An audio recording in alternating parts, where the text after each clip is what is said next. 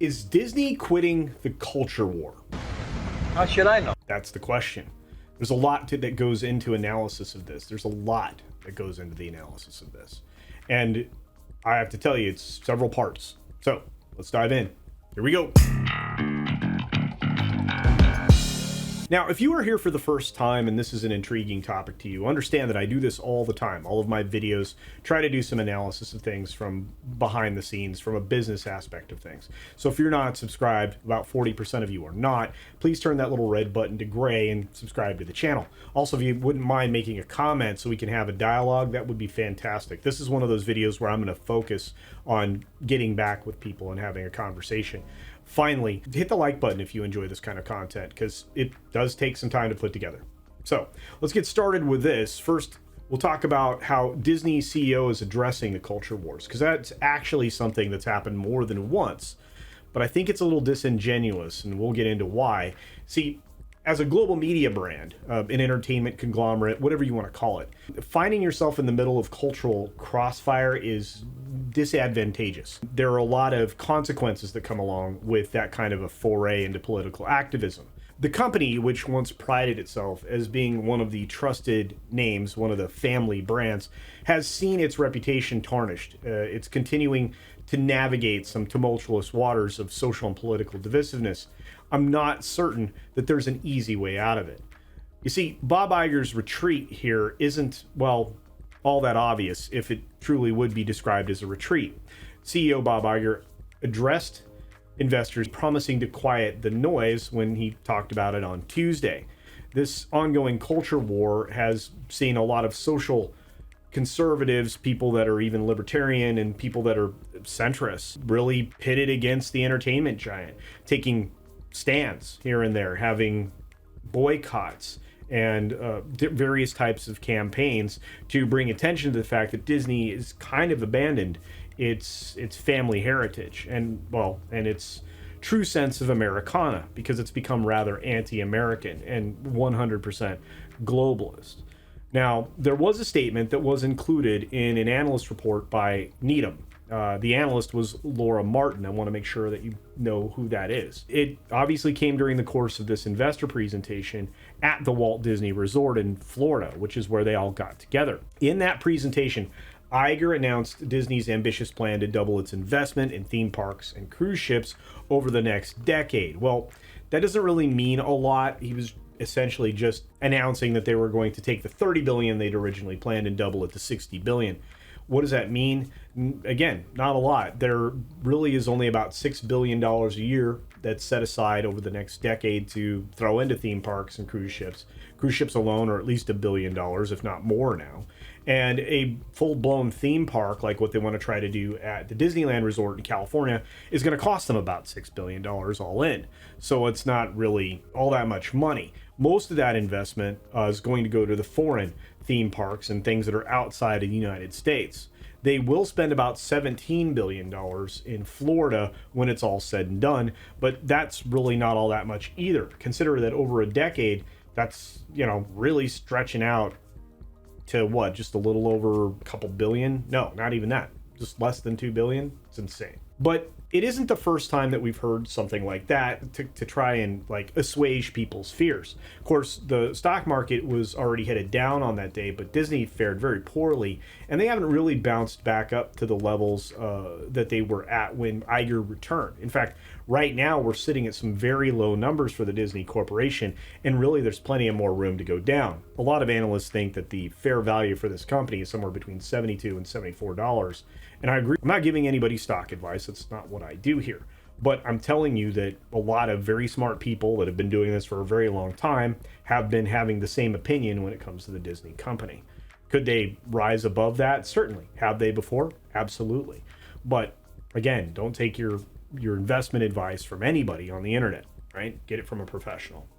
Moving on from there, though, the Disney company is just embroiled in politics where it shouldn't be, and it's cost them dearly, and Iger has acknowledged as much. Iger went on to say in a previous statement that Disney's primary mission should be to entertain and have a positive impact on the world rather than being driven by a specific agenda.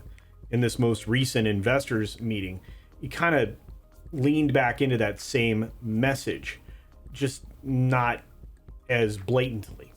I'm going to say this.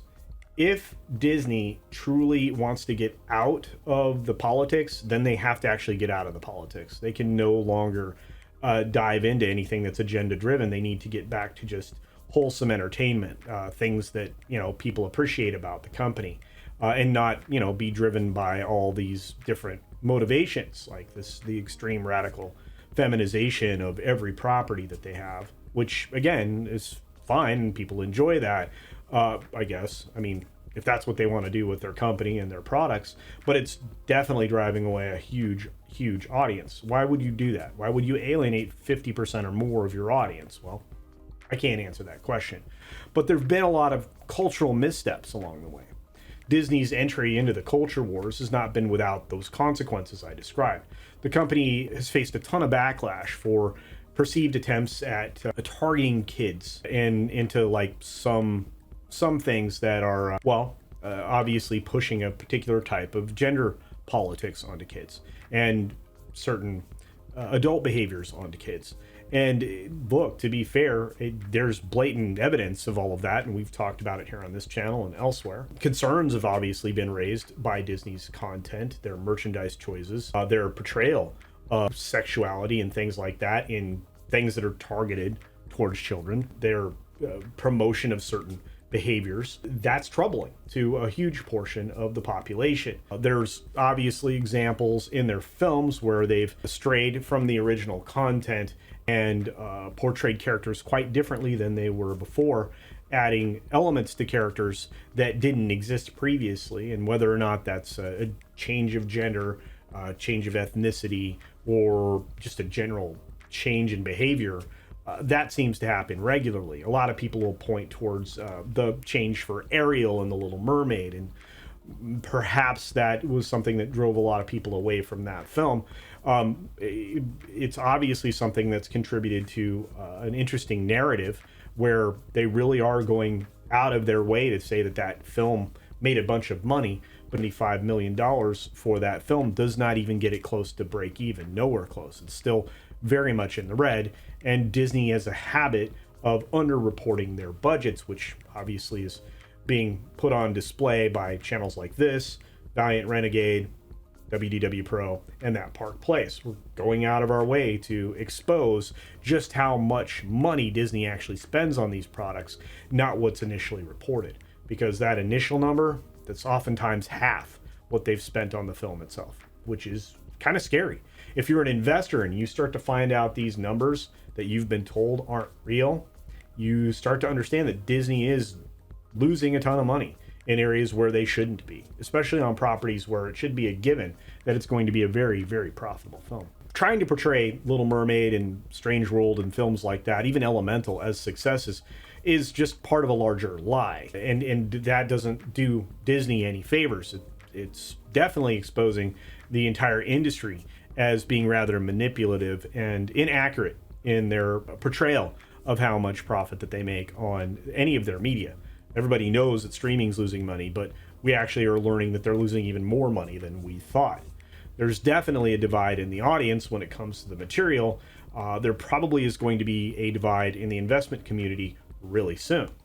Disney's streaming platform, Disney Plus, that one is not in great shape. It's come under a lot of scrutiny for featuring a lot of content that again pushes some kind of radicalized agenda. But you also have like a lot of like gender ideology. You have a lot of critical race theory and other things like that that are so ingrained in the company now because of the people, the leaders that they brought in to lead the company. They've essentially litmus test all of their other types of employees and leadership right out of the company. One of the great stories that you can find over at WDW Pro and Valiant Renegade is one on what they're doing inside the ad aspect of the company and how they basically pushed everybody out and set up a structure where they were incentivized so that they would get compensated well with diving into particular agenda items, which is, again, antithetical to profit in the long run if you know you're shoving off interest in your products, which Disney has been doing. So pronouns or whatever aside, it's not a great way to make money, which again should concern investors. And they're having financial struggles. The beyond the stock price woes, they're in a very bad position when it comes to Hulu, which again could be a win for Disney in the right circumstance, but they're being forced to pay an exorbitant fee to acquire the last bit of that company. And worse yet, they're handing that money over to a direct competitor who seeks to clean their clock over the course of the next 5 to 10 years. In fact, I would suggest that Comcast Universal is going to do very well in their parks and entertainment division going forward. And I think Disney's going to fall back considerably, $1 billion over the next decade aside. Disney's journey, obviously, into the culture wars coincides with these financial struggles that we're talking about. The company's stock price has reached a 9-year low, falling about 56% since March of 2022. So when I say that they're having trouble, it's pretty blatant. It's pretty obvious. There are various factors, of course, that will contribute to these types of declines and have, including the cost of the content creation and their release schedules, which they've pushed all over the map. But the content creation specifically for Disney Plus is just been way too expensive. You cannot spend $200 million on a television show and expect for that to translate in some way to profits in your streaming service. And since you misled people into subscribing to your Disney Plus service in the first place, suggesting that everything from the Disney catalog would be available there and then not providing it, I think that you're developing a lot of bad will and you're squandering the goodwill that may have still remained. But Disney's politicization and perceived agenda-driven approach to all of this, especially content creation, has alienated a significant portion of its audience. And I think that that's reflected every single day, not just in the media side of things, but also in the theme parks, as you start to see their numbers dwindle much more aggressively than the numbers that maybe Comcast suffered from at the same time. A lot fewer people are traveling in this last summer, having zero to do with the weather and more to do with the fact that the economy is in shambles. And if you are an entertainment company and you want to benefit from what little disposable income people have, you cannot be dividing these people from what might interest them in your brand. So you have to stop that. The Disney Plus streaming service was introduced in 2019. It's reportedly lost well over $13 billion. It's probably closer at the end of this quarter, at the end of September, closer to $15 billion that it's lost. You're trying to make this thing profitable. I don't think you can. I think you're doing nothing but highlighting the challenges of being profitable in a streaming market.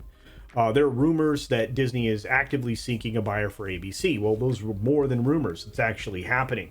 And whether that's Byron Allen or the Nexstar or anybody else out there, because there are actually some interesting pools of money out there that are trying to acquire them, various equity funds. I don't know that that'll matter very much, because at best, Byron Allen estimated those entities like ABC and FX and all that was only worth about $10 billion.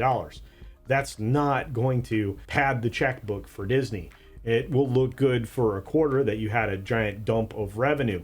But at the same time, at best, it could offset the Hulu purchase. At worst, it would actually undermine your profitability potential, because believe it or not, linear television and broadcast television still makes Disney a ton of money in ad sales. Getting rid of a way to push out more ads is a bad plan, beginning to end, full stop. Now, there is a path forward for Disney.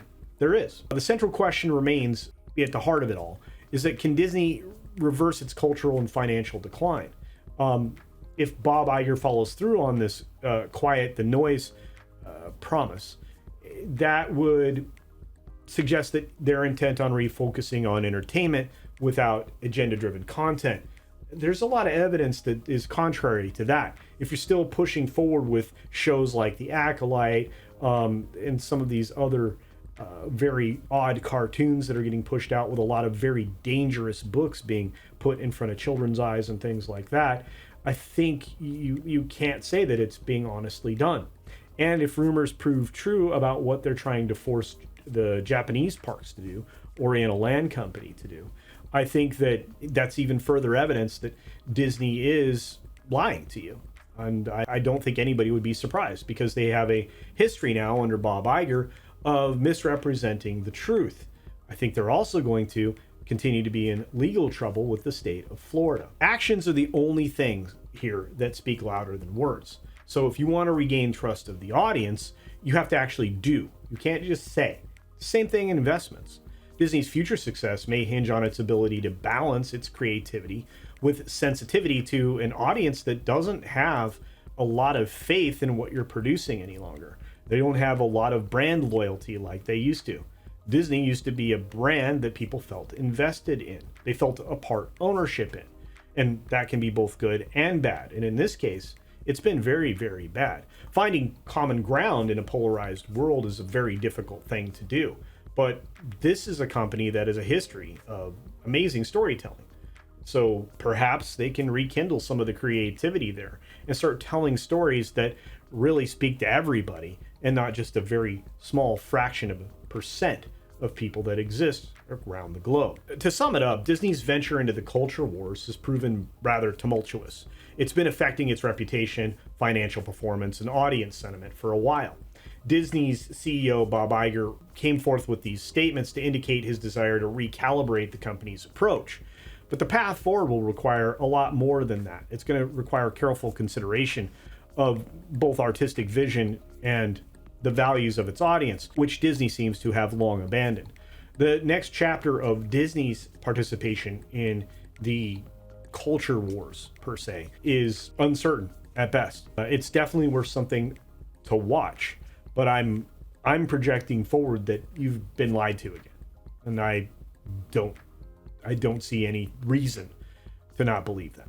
Anyway, my thoughts on it. That's some rough analysis based on several different articles that I've read through over the course of the last couple of days. What are your thoughts? Please let me know down in the comments section below. I think it'll be worthwhile having this conversation.